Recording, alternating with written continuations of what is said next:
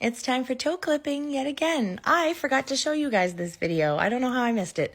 When I did the rasping, that was like a week ago, and then I went in a few days after that and shaved more off of the ball of my foot. And I know that it's still kind of looking yellow, but I went as thin as is comfortable. I mean, my sensation on the ball of my foot right now is at top notch. I don't want it to be any more sensitive. So be it. If some of it needs to stay a little yellow and thick, I'm going to live with that because I did not want them to feel any more sensitive than they were feeling when I was shaving them. But anyway, all of that is to say that when I did that shaving, I also did this toe maintenance like immediately afterward, and I meant to share it. I shared the other foot's toe maintenance, and I just never shared this one. I don't know why.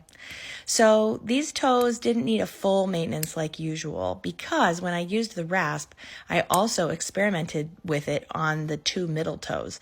So I really just needed to come in to clean up the edges and underneath the toes, the moist skin bits that the rasp really wasn't taking off, because it really only takes off what's very dry. And once the skin is like hydrated or you get to the underskin, it almost immediately stops removing anything because the skin is just too flexible and it's not getting caught by the rasp tines. So those toes were mostly done. I just had to do a little bit on the sides and beneath the ball of the toe. But these back two toes were having some preliminary cracks forming, and I felt like the pressure of the rasp pushing on my toes was making the cracks split more. And so I axed that idea and decided I would just do toe maintenance soon, and here I am doing it. In fact, I think that I went a little too deep on this toe. Like, it feels fine, but it was, I don't even remember, but I'm going to assume it was a little bit more hypersensitive for like a couple days after doing this, because you can see how incredibly pink it is. But these toes, just cleaning them up a little bit on the edges was all they needed, and they feel great. Time for the pinky toe, which is some people's favorite toe. I have such an odd shaped pinky, but I've discovered that a lot of you following me also have a similar pinky toe with this triangle shape to it.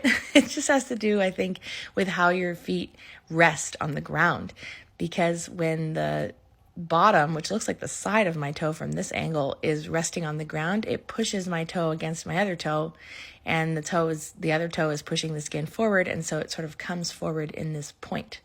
And yes, because the callus is on the palmoplantar skin entirely, it also is in between my toes, but it doesn't grow nearly as thick, just like it doesn't grow nearly as thick on the rest of the edges of my foot.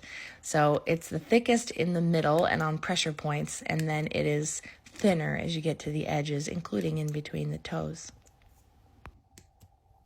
I guess I'll finish by saying a word about the cracks, because we've been discussing in the comments and in the last few videos here about whether my cracks will ever go away. And I have my fingers crossed for that, but I'm not certain that that's a possibility, because since I did the rasping, my cracks have continued to split. And in fact, I've had a couple of days of like kind of really tender, painful cracks as they continue to split as I'm using my foot and the skin just isn't moist enough or doesn't have a spot to flex. So we will see. They're feeling okay today.